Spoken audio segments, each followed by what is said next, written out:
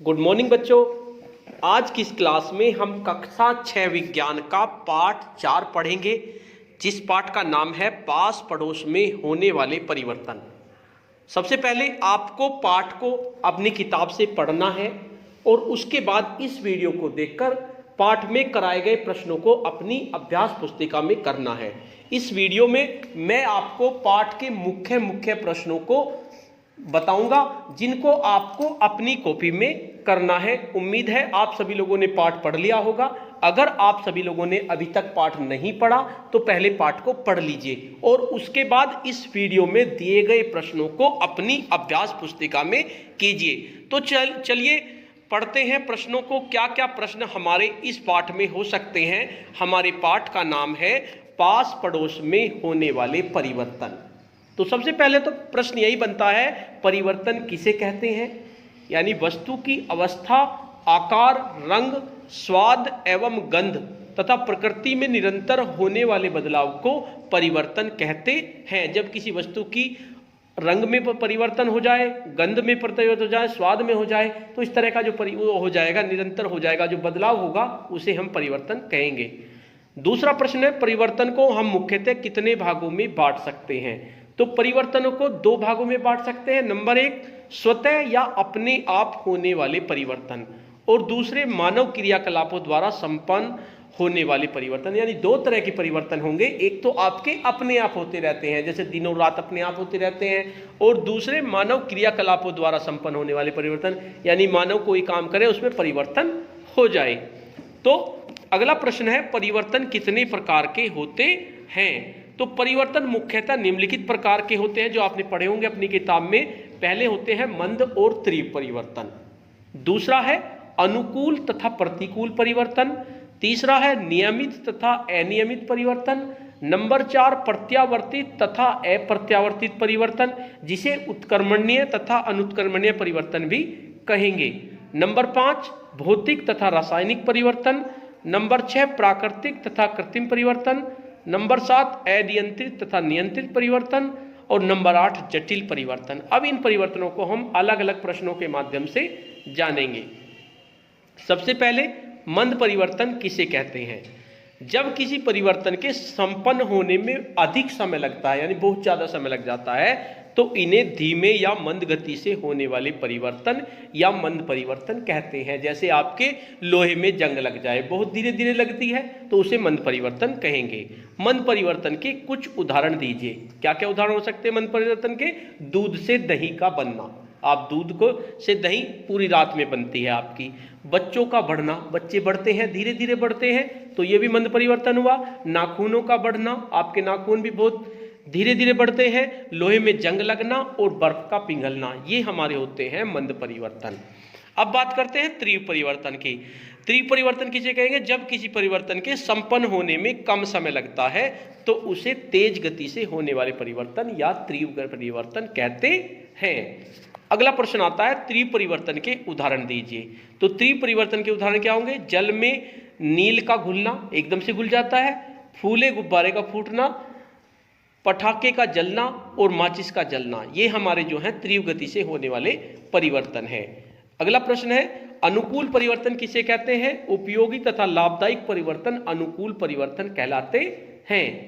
अगला प्रश्न है, प्रश्न नंबर 9, अनुकूल परिवर्तन के उदाहरण दीजिए। तो अनुकूल परिवर्तन के उदाहरण क्या होंगे। आम का पकना, केले का पकना, दूध से दही और पनीर बनना, खाना पकाना, इन्हें कहेंगे अनुकूल परिवर्तन। यानी कि जो लाभदायक परिवर्तन हो, हमारे काम के हो, उन्हें अनुकूल परिवर्तन कहेंगे। अब बात आती है प्रतिकूल परिवर्तन किसे कहते हैं। जो हमारे काम के ना हो, यानी अनुपयोगी तथा हानिकारक परिवर्तन प्रतिकूल परिवर्तन कहलाते हैं।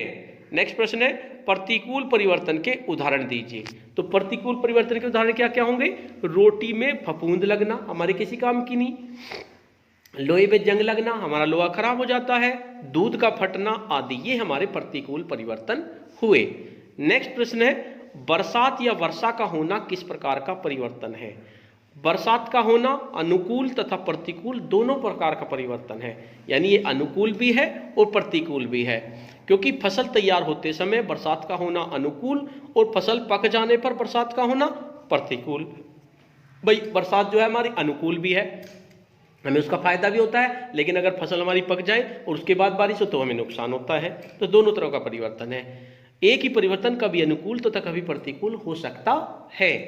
अगला प्रश्न है, नियमित परिवर्तन किसे कहते हैं? नियमित परिवर्तन से हमारा मतलब है निश्चित समय पर लगातार होते रहने वाले परिवर्तन नियमित परिवर्तन कहलाते हैं, जो लगातार निश्चित समय पर होते रहें। अगला प्रश्न, नियमित परिवर्तन के उदाहरण दीजिए।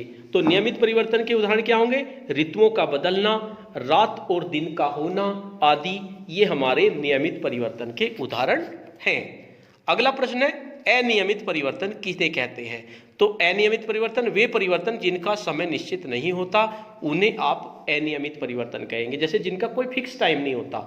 जैसे नियमित तो वे होंगे जिनका फिक्स टाइम होता है, जैसे आपका ऋतु है वे बदलती हैं, और रात और दिन का भी फिक्स टाइम होता है। लेकिन अनियमित परिवर्तन ऐसे होते हैं जिनका समय निश्चित नहीं होता, उन्हें अनियमित परिवर्तन कहते हैं। अब हम अनियमित परिवर्तन के उदाहरण दीजिए। अगला प्रश्न है 16वां। इसके उदाहरण, जैसे वर्षा का होना कभी भी हो सकती है, पता ही नहीं चलता, तूफान, बाढ़, सूखा, भूकंप तथा सुनामी आदि का आना, ज्वालामुखी का फूटना, इन सभी परिवर्तनों का कोई फिक्स टाइम नहीं होता, तो इनका हमें पता नहीं चलता। अगला प्रश्न है, प्रत्यावर्तित परिवर्तन किसे कहते हैं?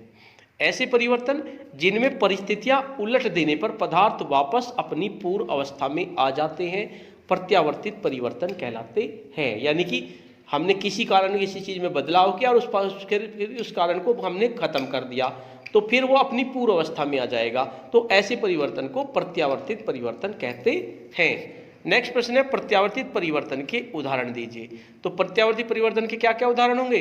गुब्बारे का फूलना तथा हवा निकाल देने पर पुनः अपनी पहली स्थिति में आ जाना, आटे की लोई बनाकर उसे बिगाड़ देना, रबड़ बैंड या स्प्रिंग को खींचकर छोड़ देना। यानी गुब्बारे को फुलाओगे और फिर हवा निकाल दोगे, फिर ऐसा ही बन जाएगा गुब्बारा। इसी तरह से आटे की लोई बना लो और उसे बिगाड़ दो, फिर दोबारा से ऐसे ही बना लो। रबड़ बैंड को खींच दो, फिर छोड़ देंगे तो फिर ऐसी रबड़ हो जाएगी, तो इसे कहेंगे हम। नेक्स्ट, अप्रत्यावर्तित परिवर्तन किसे कहते हैं? ये तो प्रत्यावर्तित थे। अप्रत्यावर्तित परिवर्तन से हमारा मतलब है ऐसे परिवर्तन जिन्हें पदार्थ को पुनः उनकी पूर्व अवस्था में नहीं लाया जा सकता, अप्रत्यावर्तित परिवर्तन कहलाते हैं।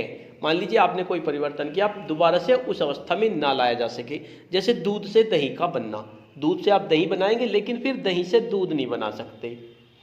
और दूसरा उदाहरण, मोमबत्ती का जलना, यानी मोमबत्ती आपने जला दी, फिर दोबारा से तो उसकी जब धुआं निकल गया उसमें से, तो फिर मोमबत्ती कैसे बनेगी?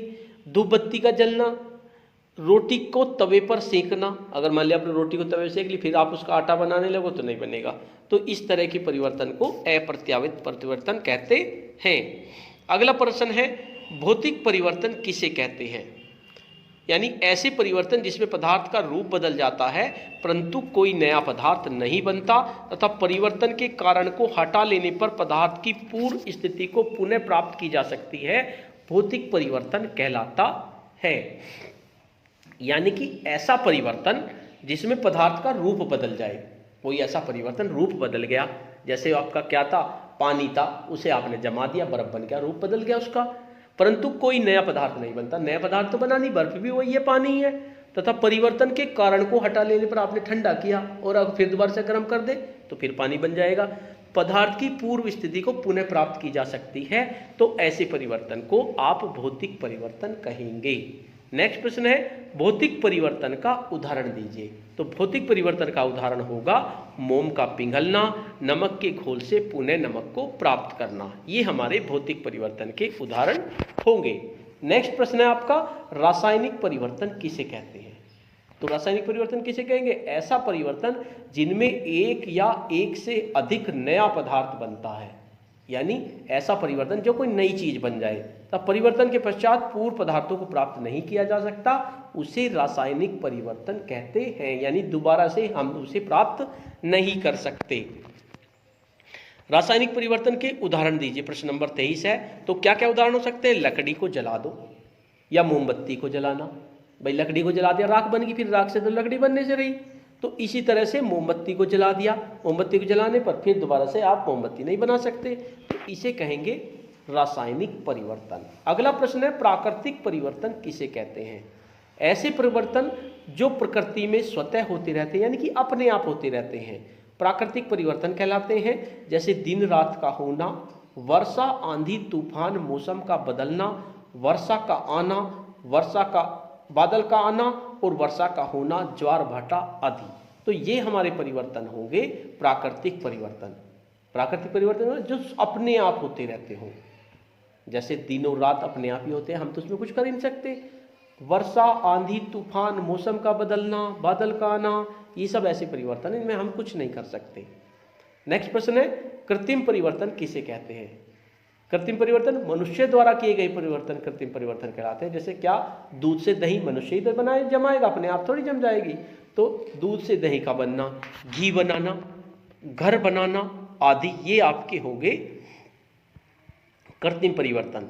अगला प्रश्न है, अनियंत्रित परिवर्तन किसे कहते हैं? भाई कुछ परिवर्तन तो ऐसे होते हैं जो नियंत्रित हो जाते हैं और कुछ ऐसे होते हैं जिन पे हमारा कंट्रोल ही नहीं रहता। तो ऐसे परिवर्तन जिन पर अपना कोई नियंत्रण नहीं रहता अनियंत्रित परिवर्तन कहलाते हैं। जैसे चंद्रमा की कलाओं में परिवर्तन, बादलों का आना, आंधी तूफान बारिश का आना, इनमें हमारा कोई कंट्रोल नहीं होता। मान लीजिए चंद्रमा कभी छोटा हो रहा है कभी बड़ा हो रहा है, इसमें हम कुछ नहीं कर सकते। बादलों का आना, आंधी तूफान वर्षा का होना, ये सब ऐसे परिवर्तन होते हैं जिनमें हमारा कोई बस नहीं चलता। अगला प्रश्न है, नियंत्रित परिवर्तन किसे कहते हैं? ये तो अनियंत्रित हो गए। जिन परिवर्तनों को हम नियंत्रित कर सकते हैं उन्हें नियंत्रित परिवर्तन कहेंगे। मान लीजिए जैसे पंखा चल रहा है, तेज चल रहा है, हम उसे मंदा कर देंगे तो ये नियंत्रित हो गया। जैसे बिजली के पंखे की गति को रेगुलेटर से कम कर दो या धीमा कर दो। लालटेन जल रही है, लालटेन की रोशनी को कम या ज्यादा कर देना। गाड़ी या साइकिल में ब्रेक लगाना, लोहे से बनी लकड़ी वस्तुओं को जंग से बचाने के लिए पेंट करना, ये हमारे परिवर्तन होंगे नियंत्रित परिवर्तन। अगला प्रश्न है, जटिल परिवर्तन किसे कहते हैं? जटिल परिवर्तन धीमी गति से अनेक क्रियाओं और प्रक्रियाओं के फलस्वरूप होने वाले परिवर्तन जटिल परिवर्तन कहलाते हैं। जैसे कोयला एवं पेट्रोलियम का निर्माण, शरीर में होने वाली विभिन्न क्रियाएं जैसे पाचन, श्वसन, उत्सर्जन, प्रजनन आदि, ये परिवर्तन होंगे हमारे जटिल परिवर्तन। अगला प्रश्न है, आपसी क्रिया प्रतिक्रिया से आप क्या समझते हो? यानी दो या दो से अधिक पदार्थ आपस में क्रिया करके एक दूसरे को किसी न किसी रूप से प्रभावित करते हो तो प्रतिक्रिया द्वारा किए जाने वाले पदार्थ के आकार, रंग, अवस्था में परिवर्तन हो जाता है, तो इसे कहेंगे आपसी क्रिया प्रतिक्रिया। आपसी क्रिया प्रतिक्रिया का उदाहरण दीजिए। तो क्या उदाहरण होगा आपसी क्रिया प्रतिक्रिया का? लोहे में जंग लगना, सबसे पहला तो यही है। इसमें लोहा और ऑक्सीजन नमी की उपस्थिति परस्पर क्रिया करते हैं। ब्लेड से पेंसिल छीनना, जिसमें ब्लेड की धार कम हो रही है और पेंसिल में परिवर्तन हो रहा है। तो इस तरह के परिवर्तन को आपसी क्रिया प्रतिक्रिया प्रश्न नंबर 31 है, क्या परिवर्तन के लिए ऊर्जा की आवश्यकता होती है? हाँ, अनेक परिवर्तन ऐसे होते हैं जिनमें ऊर्जा की आवश्यकता होती है। प्रश्न नंबर 32, थोड़ा सा अल्कोहल हथेली पर रखने से वह वाष्पित हो जाता है, क्यों? क्यों हो जाता है वाष्पित? क्योंकि अल्कोहल शरीर की उष्मीय ऊर्जा को अवशोषित कर लेता है और वाष्पित हो जाता है। नेक्स्ट प्रश्न है, सूर्य की किरणों को एकत्रित करके हैंड लेंस कागज को कैसे जला लेता है? तो कैसे जला लेता है? क्योंकि सौर ऊर्जा के कारण वो उसे जला लेता है। नेक्स्ट प्रश्न है, सोलर कुकर में भोजन कैसे पक जाता है? तो सोलर कुकर में सौर ऊर्जा उष्मीय ऊर्जा के रूप में परिवर्तित होकर भोजन पकाती है। अगला प्रश्न है, बादलों के तेज गरजने से खिड़कियों के शीशे क्यों चटक जाते हैं? तो बादलों के तेज गरजने से खिड़कियों के शीशे क्यों गरजेंगे? क्योंकि ध्वनि ऊर्जा के कारण वे इसके चटक जाते हैं। तो बच्चों, इस पाठ में कुल आपके 35 प्रश्न हैं। सभी 35 प्रश्नों को आपको अपनी कॉपी में करना है और उसके बाद कॉपी को चेक कराने के लिए विद्यालय में आना है। मैं आपकी कॉपी चेक कर दूंगा, तो आप इन्हीं सभी प्रश्नों को अपनी किताब कॉपी में कीजिए, अपने पाठ को पढ़िए। धन्यवाद।